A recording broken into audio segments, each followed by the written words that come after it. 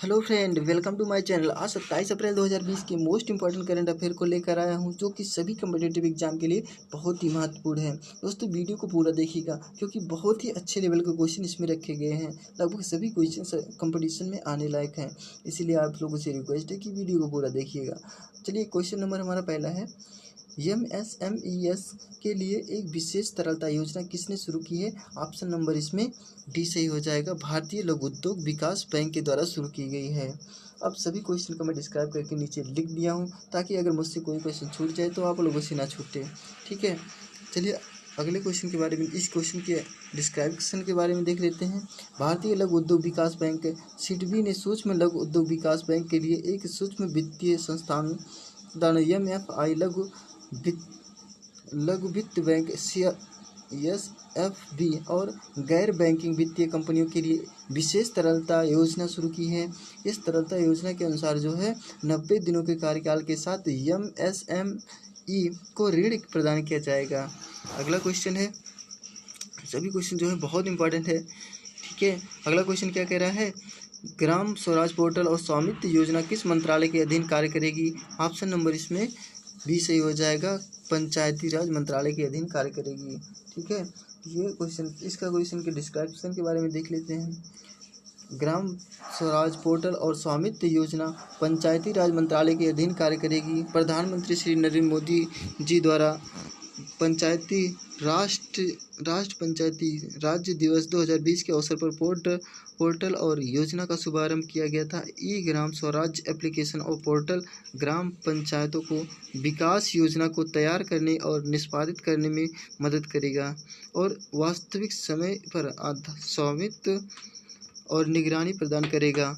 यह पोर्टल जो है ग्राम पंचायत स्तर तक डिजिटलीकरण की दिशा में एक महत्वपूर्ण कदम है। ड्रोन और नवीनतम सर्वेक्षण विधियों का उपयोग करके ग्रामीण आबाद भूमि की मैपिंग में मदद करने के लिए पायलट मोड में 6 राज्यों में स्वामित्व योजना शुरू की गई है।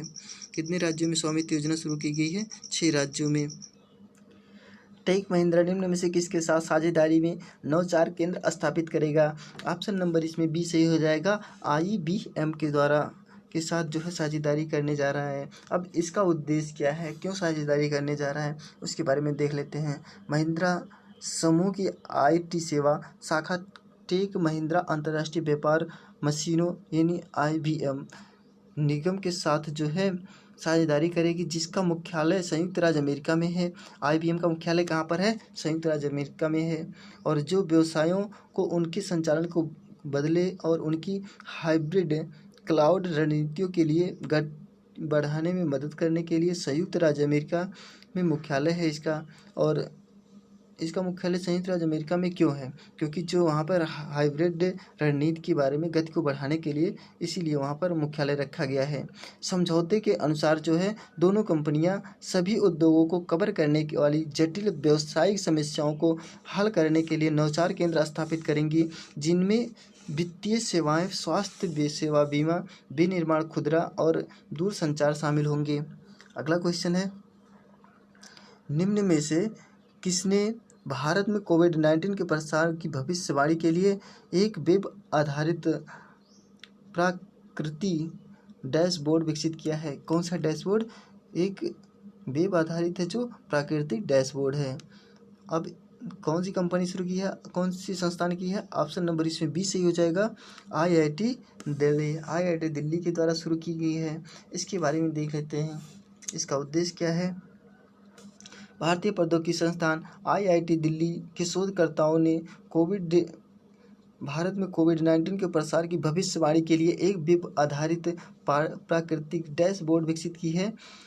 यह मोबाइल अनुकूलन डैशबोर्ड, जिसका नाम है प्राकृति, यानी प्राकृतिक का फुल फॉर्म क्या होता है? Prediction and assessment of corona infection and transmission in India, इसका फुल फॉर्म था। और भारत में कोविड-19 मामलों की राज्यवार और जिलावार विस्तृत भविष्यवाणी देता है। अगला क्वेश्चन है, नूर सैन्य उपग्रह किस देश ने लॉन्च किया है? ये नूर सैन्य उपग्रह जो है ईरान के द्वारा लॉन्च किया गया है। ऑप्शन नंबर इसमें सी सही हो जाएगा। इसके बारे में देख लेते हैं। ईरान ने हाल ही में अपना पहला सैन्य उपग्रह नूर अंतरिक्ष कार्यक्रम के लिए सेटबैक की कई असफलताओं के बाद 264 मील यानी 425 किलोमीटर की ऊंचाई पर कक्षा में लॉन्च किया। 22 अप्रैल 2020 को मध्य ईरान में मारकाजी रेगिस्तान से 2 चरण कसाद रॉकेट लॉन्च किया गया था। कब? 22 अप्रैल 2020 को। ये मध्य ईरान में जो है मारकाजी है, जहाँ पर रेगिस्तान है, वहाँ 2 चरण का कसाद रॉकेट लॉन्च किया गया था। अगला क्वेश्चन है, पंचायतों को जो है संवैधानिक दर्जा किस संशोधन द्वारा दिया गया है? ऑप्शन नंबर इसमें, ये तो सभी लोगों को पता होगा, लेकिन इसे बता देता हूँ, 73वां संविधान संशोधन है। यह क्वेश्चन बहुत इंपॉर्टेंट है, इसलिए मैं इसे रख दिया हूँ, क्योंकि लगभग अधिक से अधिक कंपटीशन में ये क्वेश्चन पूछ ही लेता है। ठीक है, अब इसके बारे में देख लेते हैं थोड़ा, ये कहाँ से शुरू हुआ था। देखो, एक 1992 के 73वें संविधान संशोधन अधिनियम ने पंचायतों को स्थानीय शासन की संस्थाओं के रूप में संवैधानिक दर्जा दिया और 24 अप्रैल 1993 से लागू हुआ। इस अधिनियम को संविधान के 9वें भाग में डाला गया। किस भाग में संविधान के डाला गया है? पंचायती राज को 9वें भाग में डाला गया है। और राष्ट्रीय पंचायती राज दिवस 24 अप्रैल को मनाया जाता है। राष्ट्रीय पंचायती राज दिवस कब मनाया जाता है? 24 अप्रैल को। और पहली बार राजस्थान के नागौर जिले द्वारा अपनाया गया था। पंचायती राज व्यवस्था जो है नागौर जिले के द्वारा अपनाया गया था। और देखो, अगला क्वेश्चन बेहद इंपॉर्टेंट क्वेश्चन है। खोंगजोम दिवस किस तिथि को मनाया जाता है? किस तिथि को मनाया जाता है? ऑप्शन नंबर इसमें BC सही हो जाएगा। 23 अप्रैल को मनाया जाता है। 23 अप्रैल को क्यों मनाया जाता है उसके बारे में देख लेते हैं। इसका उद्देश्य क्या होता है? देखो, 1891 के एंग्लो मणिपुर युद्ध के योद्धाओं को सम्मान देने के लिए मणिपुर राज्य हर साल 23 अप्रैल को खोंगजोम दिवस मनाता है। किस लिए मनाता है? ये वहाँ पर जो है युद्ध हुआ था, तो उसमें उस योद्धाओं को सम्मान देने के लिए यह हर साल मनाया जाता है। और जो है दिन का नाम क्या था? खोंगजोम में खेबा हिल्स से है। खोंगजोम में जो इस दिन का नाम क्या है? खेबा हिल्स, जहाँ लड़ाई लड़ी गई थी। युद्ध 31 मार्च से 27 अप्रैल तक ब्रिटिश सरकार और मणिपुर राज्य सरकार के बीच लड़ा गया था, और इसके जो है परिणाम स्वरूप ब्रिटिश सरकार की जीत हुई थी। कौन जीता था? जब युद्ध खत्म हुआ तो ब्रिटिश सरकार की जीत हुई थी। अगला क्वेश्चन है, उस अंतरिक्ष संगठन का नाम बताइए जिसने अंतरिक्ष में 60 इंटरनेट बीमिंग उपग्रह लॉन्च किए हैं। ऑप्शन नंबर इसमें C सही हो जाएगा। स्पेस एक्स का नाम है। अब इसके बारे में थोड़ा सा देख लेते हैं, क्योंकि बहुत ही इंपॉर्टेंट क्वेश्चन है ये। स्पेस एक्स ने 22 अप्रैल 2020 को अंतरिक्ष में 60 इंटरनेट प्रसारण उपग्रह को एक बेंच लॉन्च किया है। अंतरिक्ष में भेजे गए उपग्रह प्रोजेक्ट स्टारलिंक के तहत एलोन मास्क की कंपनियों के इंटरनेट फॉर्म स्पेस पहल का एक हिस्सा है। कंपनी ने लगभग 12,000 उपग्रह को अंतरिक्ष में भेजने, अंतरिक्ष में रखने और अंतरिक्ष से वैश्विक इंटरनेट कवरेज प्रदान करने की योजना बनाई है। जो इंटरनेट कट जाता था उसको कवर करने की योजना बनाई है। वर्तमान में यह सुविधा कनाडा और उत्तरी संयुक्त राज्य अमेरिका में प्रदान की जाएगी। कहाँ पर वर्तमान में है? कनाडा और उत्तरी संयुक्त राज्य अमेरिका में है। परिचालन क्षमता न्यूनतम तक पहुंचने के लिए कक्षा में 400 उपग्रह की आवश्यकता होती है, और महत्वपूर्ण कार्यात्मक क्षमता प्राप्त करने के लिए न्यूनतम 800 उपग्रह की आवश्यकता होती है। कितनी महत्वपूर्ण जो क्षमता ग्रहण करेगी, तो 800 उपग्रह की आवश्यकता होगी। ठीक है, अगला क्वेश्चन है, निम्न में से किसने होगा, सिर्फ ने लिखा है, इसने अपने पहले मानव रहित मंगल अन्वेषण मिशन के लिए के आधिकारिक नाम का खुलासा तियानबेन-1 के रूप में किया है? किस देश ने किया है जो अपने पहले मानव रहित मंगल के अन्वेषण मिशन का जो खुलासा करने जा रहा है?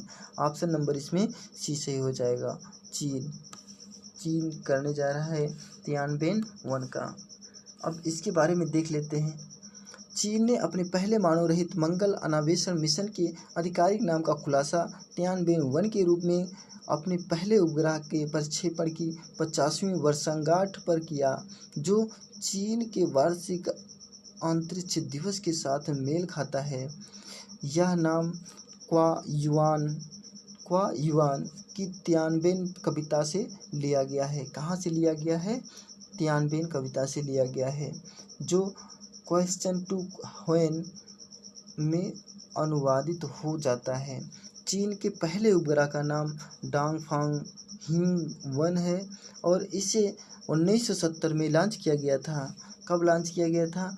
डांगफांग हिंग को 1970 में लॉन्च किया गया था। अगला क्वेश्चन है, माई बुक माई फ्रेंड नामक अभियान किसने लॉन्च किया है? ऑप्शन नंबर इसमें सी सही हो जाएगा, नरेंद्र सिंह तोमर के द्वारा लॉन्च किया गया है। इनके बारे में देख लेते हैं थोड़ा सा जल्दी से।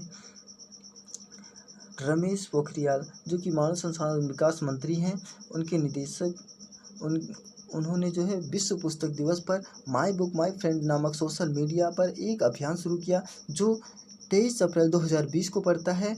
माई बुक माई फ्रेंड अभियान अगले 7 दिनों तक जारी रहेगा। कब तक जारी रहेगा? अगले 7 दिनों तक जारी रहेगा, जिसके दौरान हर कोई इस अभियान से जुड़ सकता है। पहला विश्व पुस्तक दिवस 23 अप्रैल 1995 को मनाया गया था और इसे अंतर्राष्ट्रीय पुस्तक दिवस और विश्व पुस्तक और कॉपीराइट दिवस के रूप में भी जाना जाता है। इसके कई नाम हैं, सब नाम को ध्यान में रखिएगा, ठीक है। ये अगला क्वेश्चन है, हाल ही में किस बैंक ने अमेजन एलेक्सा और गूगल असिस्टेंट पर वॉइस बैंकिंग सेवा शुरू की है? यह कौन सी बैंकिंग सेवा शुरू की है? ICICI बैंक के द्वारा शुरू की गई है। और अगला क्वेश्चन है, लाइसेनिया करेज, जिनका हाल ही में निधन हो गया, किस देश के पूर्व प्रधानमंत्री थे? फिजी। यहाँ पर इसका आंसर हो जाएगा फिजी देश के पूर्व प्रधानमंत्री थे। मैं दोस्तों इस क्वेश्चन का जो है ऑप्शन नहीं दे सका, इसीलिए मैं इसका आंसर बता दे रहा हूँ, ठीक है। भारतीय खाद्य प्रसंस्करण प्रौद्योगिकी संस्थान का मुख्य परिसर कहाँ पर स्थित है? तमिलनाडु में स्थित है। उत्तर हो जाएगा इसका तमिलनाडु पर। अगला क्वेश्चन है और लास्ट क्वेश्चन है, खोंगजोंग दिवस किस भारतीय राज्य केंद्र शासित प्रदेश में युद्ध के नायकों को श्रद्धांजलि देने के लिए मनाया जाता है? इस क्वेश्चन को अभी मैं डिस्क्राइब करके बता दिया था, ठीक है। ये क्वेश्चन रिपीट हो गया है, मणिपुर में मनाया जाता है। आज के लिए इतना ही। वीडियो कैसा लगा कमेंट बॉक्स में लिख के ज़रूर बताइएगा। नेक्स्ट वीडियो में हम फिर मिलेंगे, तब तक के लिए नमस्कार।